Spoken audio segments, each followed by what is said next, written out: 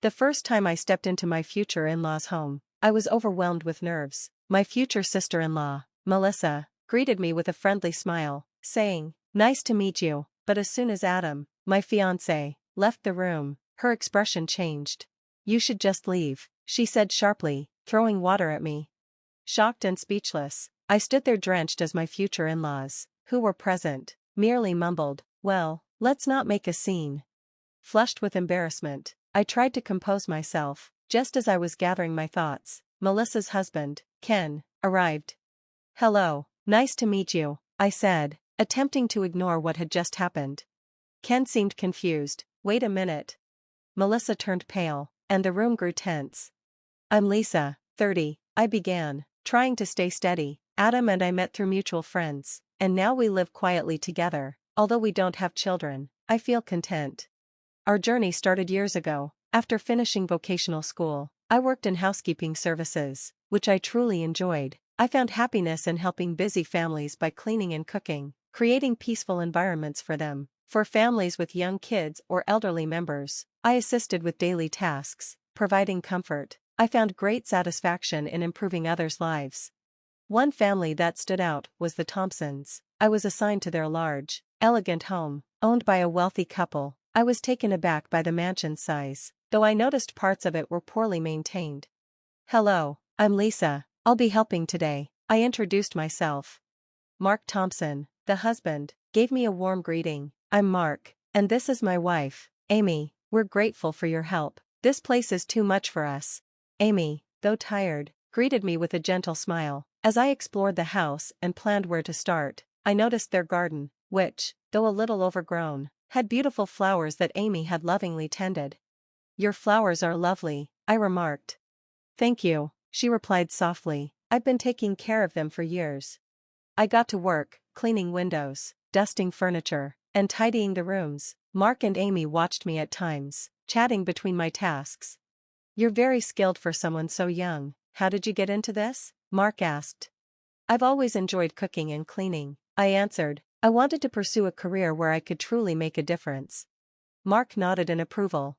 Over time, we became closer, sharing stories over tea. One day, Amy showed me their family album. "Is this your son?" I asked, pointing to a picture. "Yes," she said. "He works for a big company and travels a lot. Right now, I think he's in, well, I'm not sure where." The pride in their voices was clear, though there was a hint of sadness. "You must be so proud of him." "We are," Mark replied, his voice heavy with longing, "but we miss him terribly. When he comes home, it's the highlight of our year." Their deep yearning for their son touched me. For Amy's 77th birthday, Mark asked for a special favor. "Lisa, could you prepare something special for Amy? It's her birthday." I was honored to do so, and cooked her favorite Japanese dishes, along with a homemade cake. When Amy saw the meal, tears filled her eyes. "This is the best birthday I've had in years. Thank you, Lisa," she said, her words deeply moving. But life brought sorrow. One day, I arrived at the house to find a black ribbon hanging on the front door. Amy met me with red eyes, her voice trembling. "I'm so sorry, Lisa, but Mark passed away yesterday."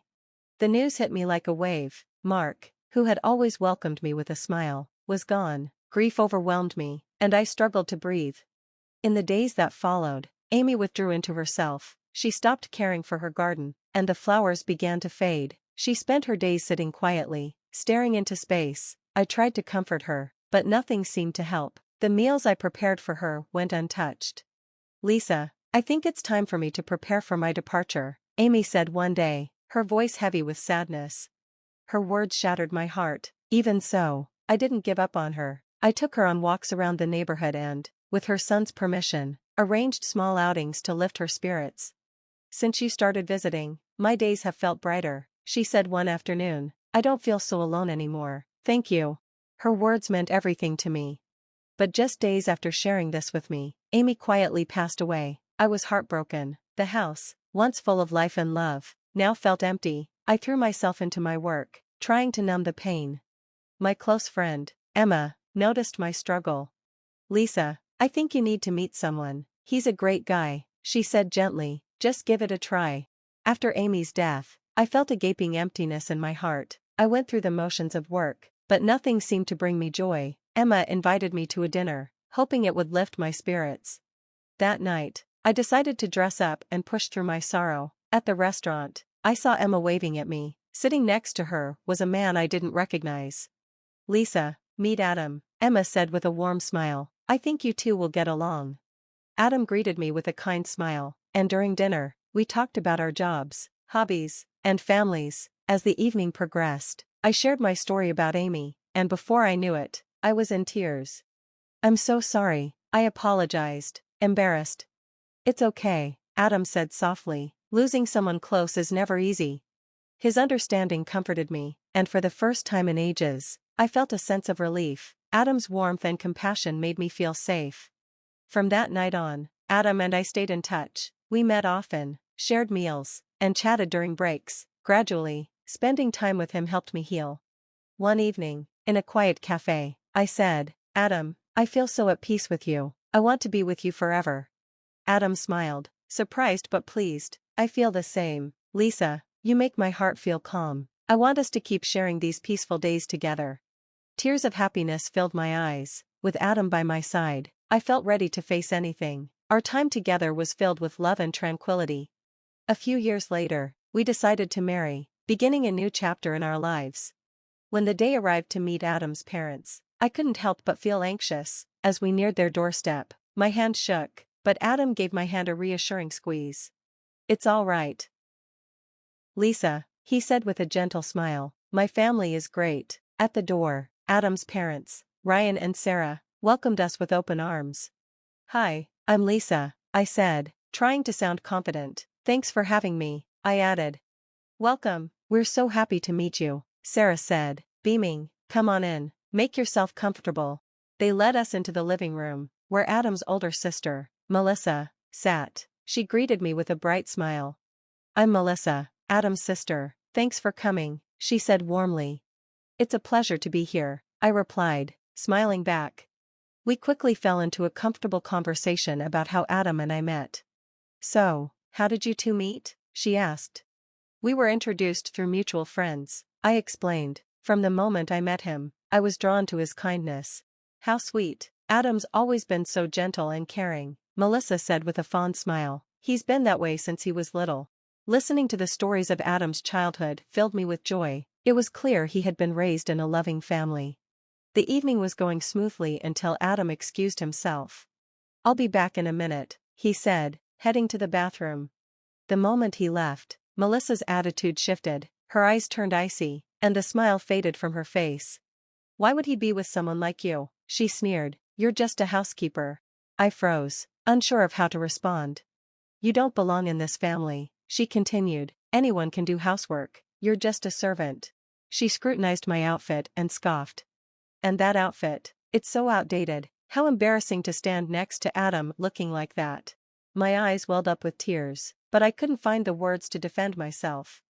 "This is exactly why you'll always just be a maid," she said before grabbing a glass of water and throwing it at me. The cold water drenched me instantly. I gasped in shock, standing frozen. "Oops, now the floor is wet," she mocked. "Why don't you clean it up? Isn't that your job?" Her laughter rang through the room. Adam's parents remained quiet, offering only weak protests. "Come on, let's not make a scene." When Adam returned, he immediately noticed the wet floor. "What happened here?" he asked, his tone concerned. I forced a smile, trying to hide the tears. "It's nothing, I just had a little spill," I said, excusing myself to the kitchen to calm down. As I wiped my face, Adam appeared behind me. "Lisa, are you all right?" he asked softly, his worry evident. "What happened?" I hesitated before responding. "It was Melissa. She threw water on me. She called me a maid and told me to clean up." Adam's face darkened. Without a word, he stormed back into the living room, anger evident in his voice. "Melissa, what is wrong with you? Why would you treat Lisa like that?" Melissa crossed her arms and feigned innocence. "What? I was just asking her to do her job. Isn't she a housekeeper?" Adam's parents shifted awkwardly in their seats but remained silent. "That's enough, Melissa," Adam raised his voice. "Lisa isn't just a maid, she's my partner, and you owe her an apology." Melissa rolled her eyes in dismissal. "Adam, you're overreacting," She needs to get used to our family dynamic. I stood frozen, watching the scene unfold. I couldn't understand why Adam's parents didn't intervene. It dawned on me that Melissa had always been the favored child, the one coddled and protected by her parents. Just then, the door opened, and a tall, well-dressed man entered. "Sorry I'm late," he said, his deep voice cutting through the tension. "Just got back from my trip." Melissa's face lit up. "Ken, you're home," she said excitedly. The man, Melissa's husband, smiled. "Hi everyone, I'm Ken," he said before turning to me. His smile faltered. "Wait, are you Lisa?" I nodded, a bit confused. "Yes, I'm Lisa. It's nice to meet you." Ken's face softened. "I can't believe it. My parents always talked about you. You were such a big help to my mom after my dad passed. She always said you were like family to her." Tears welled in my eyes at his kind words. "I'm glad I could help." Ken turned to Melissa, now serious. "Melissa, what's going on here? Why is Lisa soaking wet?" Melissa turned pale and stammered. I didn't mean to." Ken's expression grew stern.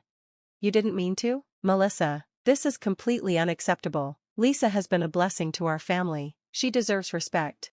I'm sorry," Melissa whispered, her voice shaky. Ken shook his head. "Sorry isn't enough. You need to take responsibility for your actions." Melissa burst into tears. "I don't know why I acted that way," she confessed, wiping her eyes. "I felt jealous. Lisa has worked hard for everything, and I've always had everything handed to me. I felt small and useless, and I lashed out. I'm truly sorry." Her apology hung in the air, leaving the room silent. For the first time, Melissa's vulnerability shone through. "Melissa," I said quietly, "thank you for apologizing. I hope this marks the beginning of something better for you." Ken sighed. "Melissa, none of this makes up for your actions, but I'm glad you're starting to understand. Real change is needed." Melissa nodded, wiping away her tears. "I will, I promise." The atmosphere remained heavy as Adam gently took my hand. "Let's go, Lisa, we've had enough for tonight." As we left, Adam squeezed my hand. "I'm so sorry, Lisa. I never thought Melissa would behave like that." "It's okay, Adam, she has her own struggles. I just hope she learns from this." The drive home was quiet but comforting. I knew that whatever challenges we faced, we would face them together.